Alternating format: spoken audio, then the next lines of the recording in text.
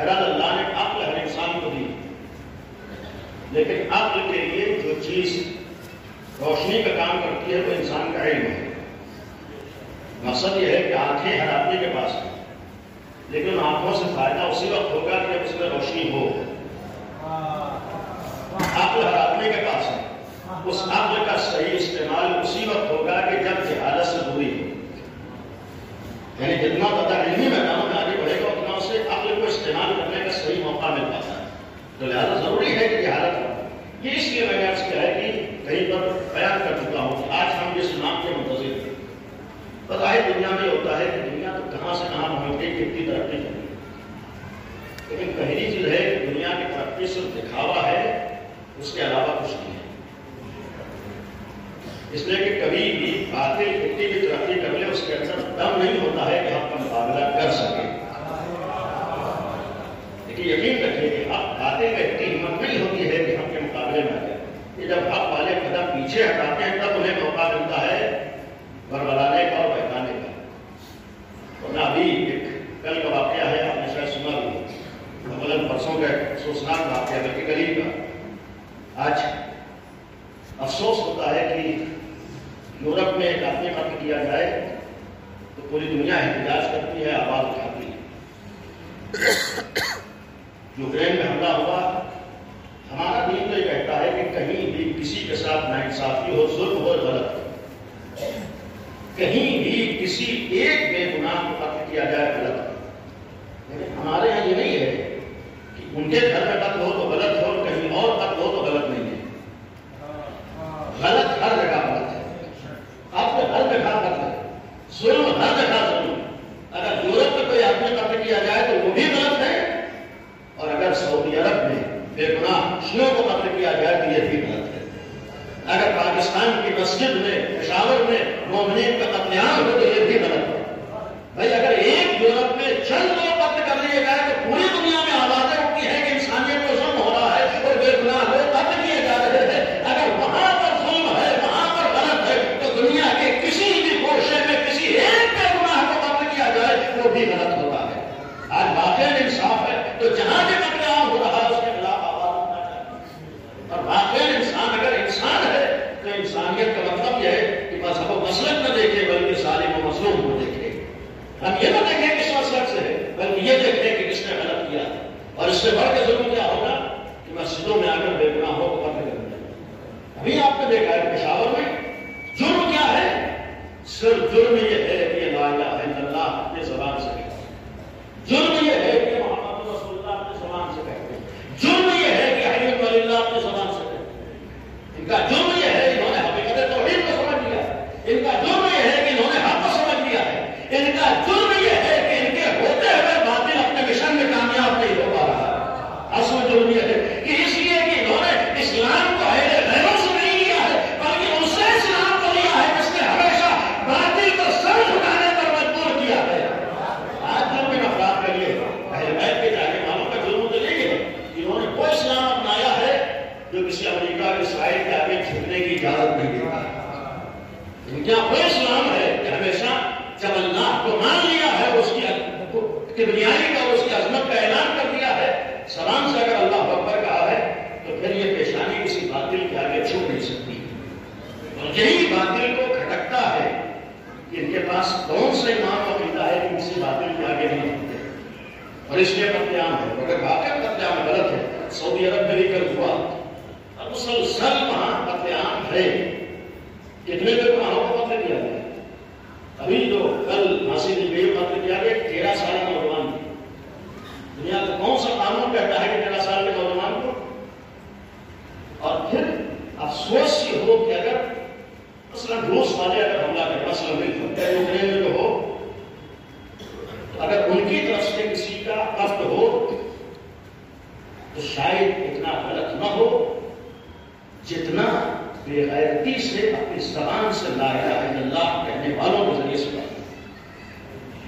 اس لیے کہ آج سعودی عرب کا معاملہ یہ نہیں ہے کہ وہ کون ہے، بے غیرتی سے جو اپنی زبان سے لا الہ الا اللہ کہہ رہا ہو، اور جس قرآن کا صاف صاف اعلان من قتل نفسا بغیر نفس قتل الناس جميعا، معیار قرآن بھی ہے کہ اگر تم نے ایک بے گناہ کو قتل کر دیا تم پوری انسانیت کے قاتل ہو. ایک قرآن تو یہ کہہ رہا ہے کہ جو نہ ہو مارا گیا. لہٰذا یہ بھی قابل بولے کہ میں نے کہا یہاں ہمت کی بات ہوتی ہے. ابھی کچھ عرصے پہلے گزشتہ مہینے ہی زیادہ دن نہیں ہوئے اسرائیل کے اندر اسرائیل نے 2 مومنین کو مارا اور اس کا بدلہ کل اربیل میں 12 امام کے نام پر 12 میزائل کے ذریعے سے لیا ہے. آج کے زمانے میں آسان نہیں ہوتا ہے کہ امریکہ جو اپنے کو بہت کچھ سمجھتا تھا اس کے بیس پر حملہ کر دینا. لیکن جہاں پر ولایت ہوتی ہے، جہاں کربلا ہوتی ہے، جہاں علی بن ابی طالب سے محبت ہوتی ہے، تو دنیاوی کسی طاقت کو نگاہوں میں نہیں لاتا. اس لیے کہ اسے اللہ کی طاقت پر بھروسہ ہوتا ہے. اور صرف اللہ کی طاقت پر بھروسہ نہیں ہوتا ہے بلکہ اسے معلوم ہوتا ہے کہ ہمارا سرپرست پردہ غیب میں موجود ہے. اگر ایک بچے کو بھی احساس ہو جائے کہ ہمارا باپ طاقتور ہے، ہمارے سر میں موجود ہے، تو پھر کسی طاقت سے ڈرتا گھبراتا نہیں ہے. آج مومنین کے کسی طاقت سے مرعوب نہ ہونے کی ایک وجہ یہ ہے کہ ہمیں یقین ہے کہ ہمارا سرپرست موجود ہے. ہمارے پتہ امام کو حکم دیا گیا ایک حکم ایک مقصد یہ ہے کہ آپ کو یقین رہے کہ آپ لاوارث نہیں ہیں، آپ کو یقین رہے کہ آپ بے سرپرست نہیں ہیں اور یہ اینا میرا وارث نہیں ہے، بلکہ وہ وارث ہے جسے اللہ نے وارث بنایا ہے. اور جب اللہ نے وارث بنایا ہے تو اللہ نے قوت و طاقت اسے عطا کی. اور جب قوت و طاقت عطا کی تو یہ غلط فہمی نہ ہو کہ آج کے ترقی کا امام کیسے مقابلہ کریں گے. آج دنیا کہاں سے کہاں پہنچ چکی ہے. لیکن یقین رکھیے کہ امام بھی جب آئیں گے تو امام بھی آنے کے بعد علم کے ذریعے سے دنیا کا مقابلہ کریں گے. اور بہت سی چیزوں کو چھوڑتے ہیں بہت ہی اختصار سے. امام بھی آنے کے بعد علم لے کر آئیں گے اور آج جو کچھ آپ دیکھ رہے ہیں یہ سب کچھ علم ہی کا نتیجہ ہے. اور جب آدمی کے پاس علم ہوتا ہے، پہلے زمانے میں لوگ میدان میں آتے تھے مقابلہ کرتے تھے. آج تو اپنے گھر کے اندر بیٹھے ہوئے آدمی تو یہ جو اربیل میں وہ اٹیک ہوا اور حملہ کیا ہے ایران میں، یہ بھی ایک علم کا نتیجہ ہے اور یہ ایک پیغام ہے. یہ نہ سوچیے کہ علی کے چاہنے والے کسی سے کم ہوتے ہیں. اور جب محنت کر لیتے ہیں، اس لیے کہ آج علم صرف روٹی کھانے اور کمائی کا ذریعہ نہیں ہوتا ہے بلکہ علم انسان کی طاقت کا ذریعہ بھی ہوتا ہے. علم انسان کی طاقت کا ذریعہ بھی ہوتا ہے. اب کر رہا ہوں اگر آخری امام آئے اور روایات موجود ہے کہ امام آنے کے بعد علم لے کر آئیں گے اور امام دنیا میں علم کو عام کریں گے. معتبر روایت ہے امام سے منسوب ہے کہ امام آنے کے بعد علم کو عام کریں گے. سوال یہ ہے کہ جب امام آنے کے بعد علم کو عام کریں گے، الفاظ یہ ہیں کہ دنیا علمی اعتبار سے 2 سیموں تک پہنچے گی. یعنی علم کی ترقی جو ہوگی 2 سیموں تک دنیا امام کے ظہور تک پہنچے گی. یعنی جتنی ترقی ہے یہ آج دوسرے سینے پر ہے، بہت زیادہ کر ہے. روایت ہے معصوم کی کہ جب اللہ کی حجت ظاہر ہوگی اپنے ہاتھوں سے 25 دروازوں کا علم دنیا میں عام کریں گے. یہ روایت ہے 25 دروازوں کا علم امام دنیا میں عام کریں گے. صرف سوال اتنا ہے کہ اگر امام آنے کے بعد 25 دروازوں کا علم دنیا میں عام کریں گے، علم لے کر آئیں گے، تو ان 25 دروازوں کے علم کو سمجھے گا کون؟ علم کو سمجھے گا کون؟ جو امام لے کر آئیں گے. ہمارا عقیدہ ہے ہم منتظر، جب ہم منتظر امام کا انتظار دیکھ رہے ہیں تو امام علم کے ساتھ آئیں گے. جب امام علم کے ساتھ آئیں گے دنیا میں علم کو عام کریں گے، تو اس علم کو سمجھے گا کون؟ آپ لوگ تو یہی کہتی ہے وہی لوگ سمجھیں گے جن کے پاس 2 دروازوں کا علم ہوگا. وہی تو سمجھے گا جس کے پاس پہلے 2 دروازوں کا علم ہوگا. جس کے پاس 2 دروازوں کا علم نہ ہو، بعد والے 25 دروازوں کے علم کو سمجھ نہیں سکتا. انتظار کا جو حکم دیا گیا ہے، گھر میں بیٹھنے کا نام انتظار نہیں ہے، ہاتھ پہ ہاتھ رکھنے کا انتظار نام نہیں ہے، بلکہ انتظار کا مطلب ہے کہ کم از کم اپنے زمانے میں جو علوم پائے جا رہے ہیں محنت کر کے اپنے کو وہاں تک پہنچاؤ. جب تمہارا امام علم لے کر آئے تو اپنے امام کے دیے ہوئے علم سے کم از کم تم تو فائدہ اٹھا سکو. کہیں ایسا نہ ہو کہ امام علم لے کر آ رہے ہو، ہم تو انتظار میں بیٹھے تھے اور امام کے علم سے غیر فائدہ اٹھا رہے ہیں. زیادہ زمانے انتظار کا ذمہ داری یہ ہے کہ ہم جانو محنت کرے، اور ہر زمانے میں انسان کی ضرورتوں کو علم پورا کرتا ہے۔ اور یقین رکھیے جو قوم ترقی کرتی ہے وہی ترقی کرتی ہے جو علمی میدانوں میں ترقی آگے بڑھ جاتا ہے۔ اور میں نے کئی بار ایک بات کہی کہ آج بجائے اس لیے کہ ہر دفعہ آپ اپنے حق کا مطالبہ کیجیے، ضرورت یہ ہے کہ محنت کر کے اپنے کو وہاں تک پہنچا دیجیے جہاں سے حق ملتا ہے۔ اس لیے کہ مولا علی کسی کے دروازے پہ حق مانگنے کے لیے نہیں جاتے، بلکہ لوگ مولا علی کے دروازے پر آتے ہیں۔ یہ علی والوں کا شیوا نہیں ہوتا ہے کہ خالی دوسروں سے مطالبے کریں، بلکہ علی والوں کی پہچان ہوتے محنت کر کے اپنے کو وہاں تک پہنچا دیتے ہیں کہ لوگ علی والوں کے دروازے پر آتے ہیں۔ سچے مولائی ہیں تو محنت کر کے اپنے کو آگے بڑھو، سچے علی والے ہیں تو پھر ہمارا پہلان تو امیر المومنین اور اہل بیت کی پہچان و شناخت تھی کہ وہ علم کسی کے محتاج نہیں تھے۔ خالی زبان سے ہم علی والے نہیں بن سکتے، بلکہ آج فریضہ ہے کہ ہم محنت کریں، علمی میدانوں میں آگے بڑھیں۔ آج علمی پہچان ہماری ہو تب ہمیں شان سے کہنے کا حق ہے کہ ہم علی والے ہیں، اس لیے کہ ہمارا مولا علی علم کسی کا محتاج نہیں۔ اور جب علمی بات آتی ہے تو بہت سے معاملات اور بہت ختم ہو جاتے ہیں۔ رابطہ مسائل سے پہلے ان دنوں میں نے ایک بات عرض کی ہے، بات علم کی تھی۔ ہماری بہت سی چیزیں لا علمی کی وجہ سے بھی آتی ہیں۔ جب علم آتا ہے تو پھر صحیح بات کا احساس ہوتا ہے اور پتہ چل جاتا ہے۔ چونکہ جہاں تک میں نے ان دنوں میں بہت دیکھا، مجھے کہیں نہیں ملا کہ ہمارے یہاں شعبان کے مہینے میں ایک چیز بہت زیادہ عام ہے، رائج ہے، وہ ہے عرفے کا معاملہ۔ اور اس عرفے کی وجہ سے ابھی کل ہی شب کے صاحب نے مجھے فون کیا کہ ان کے کسی حدیث کا انتقال ہو گیا اور پرسوں سب کچھ ہونا ہے۔ میں نے کہا سب کچھ کیا ہوگا؟ تو سی دن سیوں بھی ہوگا، 10واں بھی ہوگا، 20واں بھی ہوگا اور 40واں ہوگا، سب ایک ساتھ ہونا ہے۔ کس لیے؟ خود انہوں نے جملہ کہا، اس لیے کہ جو کہ عرفہ آنے والا ہے۔ اور ابھی ایک ہفتہ پہلے میں نے 40واں پڑھا ہے، ایسے ہی ایک ہفتے میں 40ویں تک کوئی سوال کیا ہے؟ میں طنز نہیں کروں اور ہرگز میں اشارے ثواب کا مخالف نہیں، لیکن کم از کم ہمارا دین جو پیغام دیتا ہے ہمیں دین کے پیغام کو سمجھنا ہے۔ شریعت کیا کہتی ہے ہمیں معلوم تو ہونا چاہیے، ہم آزاد ہیں جو چاہے کریں، لیکن کم از کم اتنا تو فرق ہو کہ ہم نے کون سی چیز ایجاد کی ہے اور کون سی چیز دین میں کہی ہے، اتنا تو پتا ہونا چاہیے۔ کم از کم یہ جیسے کسی کا جملہ ہے یہ پتا ہو کہ ادھر سے آئی ہوئی کتابوں نے کون سی بات کہی ہے اور ہمارے گھر کی کتاب نے کون سی بات کہی ہے۔ اتنا فرق تو ہونا ہی چاہیے کہ گھر کی کتاب نے ہم سے کیا کہا ہے اور الہی کتاب نے کیا کہا ہے۔ کیونکہ کبھی کبھی ہوتا ہے کہ گھر والی کتاب اللہ والی کتاب پہ حاوی ہو جاتی ہے۔ آج ہو رہا ہے ہمارے یہاں گھر کی کتابیں ہمارے یہاں الہی کتاب پہ حاوی ہو جاتی ہے۔ سوال کیجیے بھائی معاملہ کیا ہے؟ عورتیں نہیں مانتی، یہی تو کہتے ہیں، لیکن دین میں ہمارے یہاں 15 شعبان سے پہلے یہ جو تصور ہے یہ غلط ہے۔ میں اس کو عرض کروں، ہرگز کوئی ایسا دین نے پابندی نہیں لگائی ہے کہ اس عرفے سے پہلے آپ 40واں کر لیجئے تاکہ عرفے میں شامل کر سکیں، اس لیے کہ روح ہمارے اور آپ کے اختیار میں نہیں ہوتی۔ اگر ایسے ہی ہمارے عرفہ کہہ دینے سے روح شامل ہو جاتی اور نہ کرنے سے شامل نہ ہوتی تو جب تک ہم چاہتے آدمی زندہ رہتا اور جب چاہتے آدمی مرتا۔ جب موت و حیات ہمارے ہاتھ میں نہیں ہے تو روح کا شامل کرنا اور نکالنا بھی ہمارے اختیار میں ہے، یعنی ہرگز ہمارے اختیار میں۔ یہ چیز ہماری اپنی بنائی ہے۔ اولاً شریعت میں، اسلام میں، مذہب اہل بیت میں جو عرفہ ہے خالی 9 ذی الحجہ ہے۔ روایات میں جہاں تک میں نے دیکھا اگر کسی کو معلوم ہو بتا سکتا ہے کہ اگر شریعت میں مذہب اہل بیت کا عرفہ ہے تو خالی 9 ذی الحجہ ہے۔ جب حاجی اعلیٰ نے عرفات میں جمع ہو، یہ ہم نے اور آپ نے بنایا ہے۔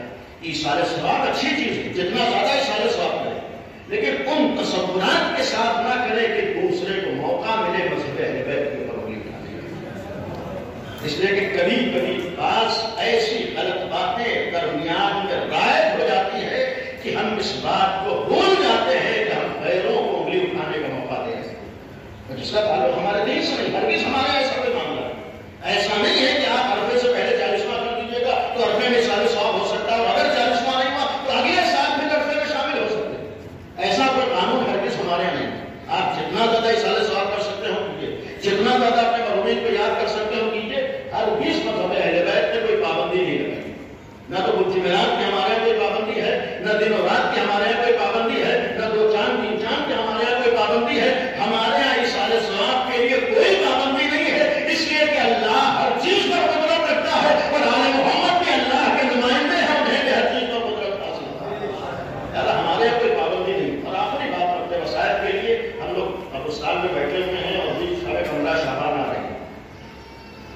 نہیں رکھے شب 15 شعبان کی فضیلت کا راز آخری امام کی ولادت ہے. شب 15 شعبان کی عصمت کا راز آخری امام کی ولادت ہے. اس لیے اس پورے سال میں شب قدر کی عصمت بہت زیادہ ہے. اور روایات میں شب قدر کے بعد اگر کوئی پورے سال میں عظمت والی رات ہے وہ شب 15 شعبان ہے. تو سوال یہ ہے کہ شب قدر کی عظمت کا راز کیا ہے؟ یہی تو راز ہے کہ اس دن قرآن نازل ہوا. اور جس رات پر قرآن نازل ہوا ہے وہ شب قدر ہے. اور جس دن اللہ کے آخری حجت آئی ہے وہ شب 15 شعبان ہے.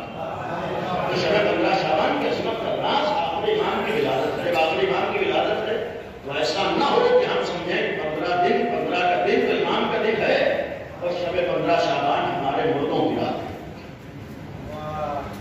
بھائی شب 15 شعبان خالی مردوں کی رات وہاں تو ہو سکتی ہے جہاں کوئی زندہ سرپرست موجود نہ ہو.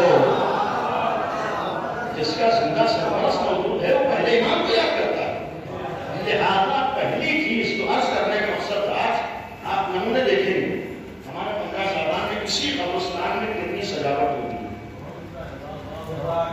اور اب تو آئے دن بہت سی چیزوں میں البتہ دو ہی چار اس طرح کے ہوتے ہیں. مقابلہ ہوتا ہے کہ اگلے سال آپ نے 15,000 کی سجائی تھی قبر تو اس سال تو ہم آپ سے زیادہ سجا کے جائیں گے.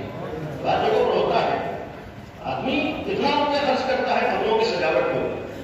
آپ انصاف سے بتائیے ہم 15,000 نہیں 15 لاکھ کی قبر سجا دیں ثواب کب ملے گا؟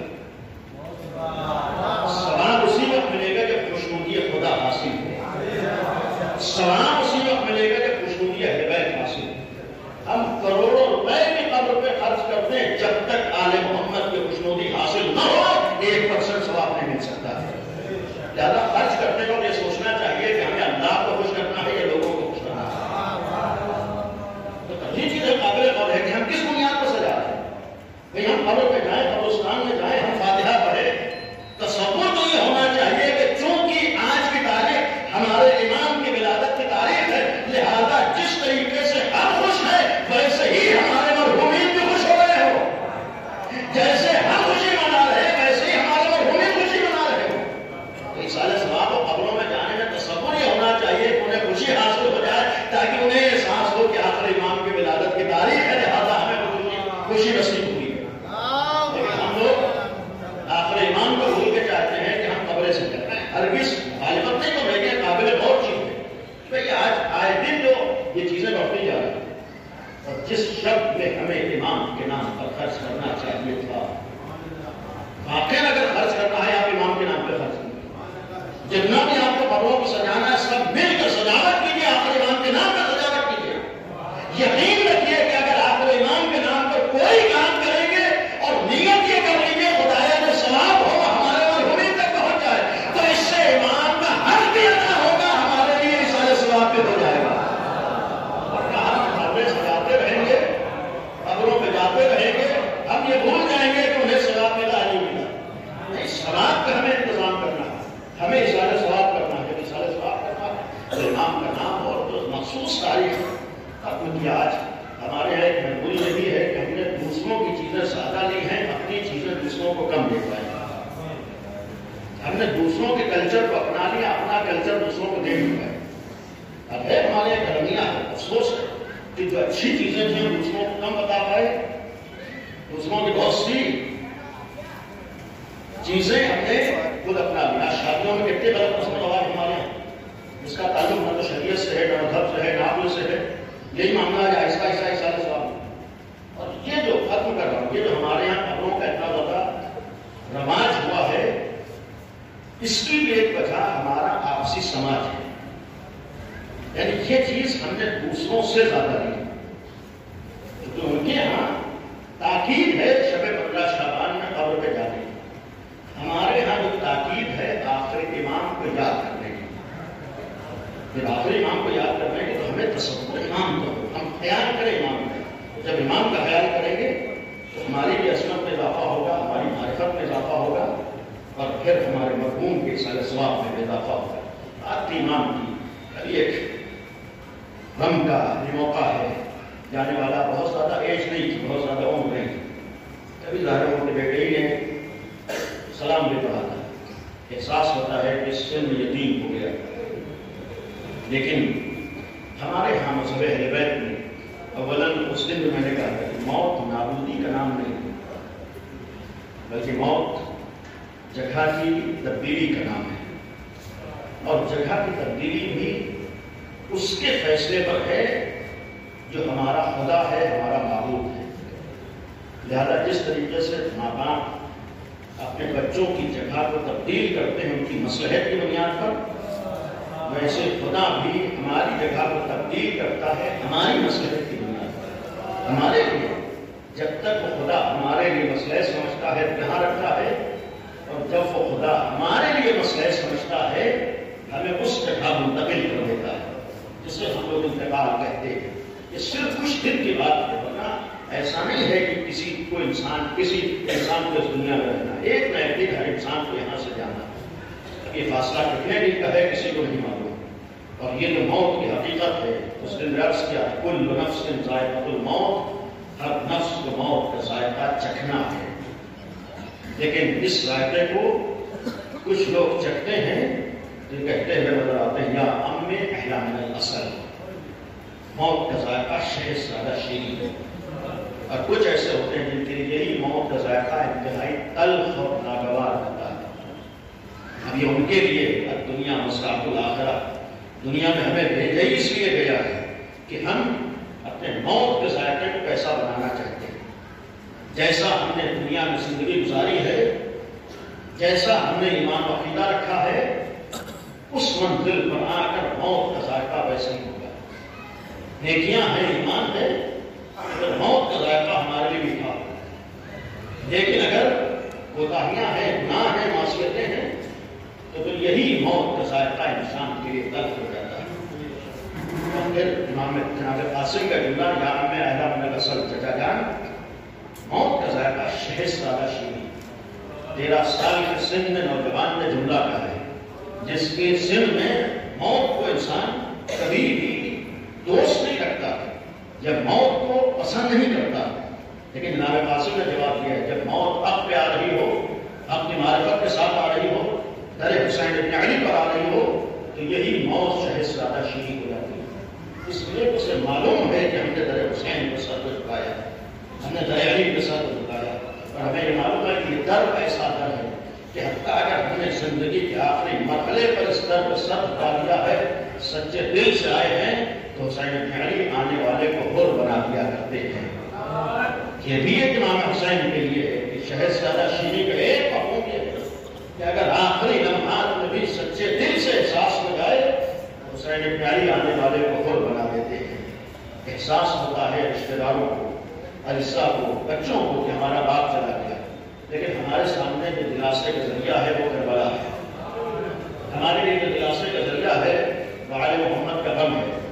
ابھی انتقال ہوا ہے، بہت زیادہ دن نہیں ہوئے، بہت سے لوگوں کا احساس ہے. اور الحمدللہ بہت سے جگہوں پر آج بھی اتنی انسانیت باقی ہے کہ لوگ ایسے موقعوں پر مذہب اور مسلک نہیں دیکھتے بلکہ دوسروں کے غم میں شریک ہوتے ہیں، اپنی انسانیت کا مظاہرہ کرتے ہیں.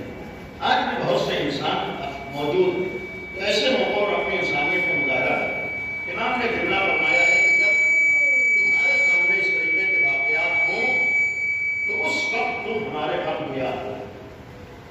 اس کا مفہوم ہے کہ آپ تصور کیجیے کہ جانے والا گیا، اس عمر میں گیا تھا، اس سن میں گیا ہے، غیروں کو کہتے ہوئے سنا کہ ابھی جانے کی عمر نہیں. بعض لوگوں نے کہا بچے یتیم ہو گئے، لیکن انصاف سے بتائیے جانے والا گیا، کتنے لوگ ہم میں شریک ہوئے، کتنے لوگوں نے کس شان سے جنازے کو اٹھایا. آپ انصاف سے بتائیے کہ حتیٰ غیر بھی جنازے میں آئے ہیں، لوگوں نے آگے نہیں دیکھا کہ کا دین و مذہب کیا، لوگوں نے انسانیت کو دیکھا. آج ایک انسان جاتا ہے تو اس کے جنازے میں اتنے لوگ شریک ہوتے ہیں، جہاں ایک جنازہ نہیں بلکہ 72 جنازے نکاح ہونا. ہمارے لیے کربلا نہیں ہے، کربلا قدم قدم پر سہارا دیتی ہے.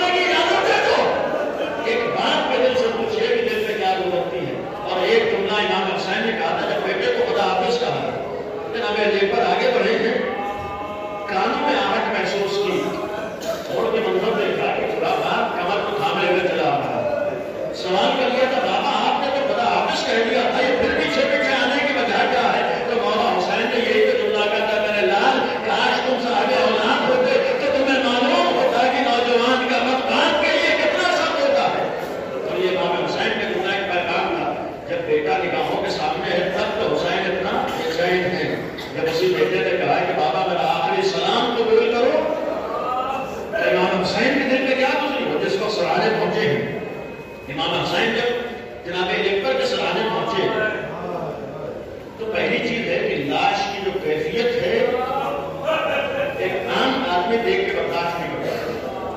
جو مولا حسین نے دیکھی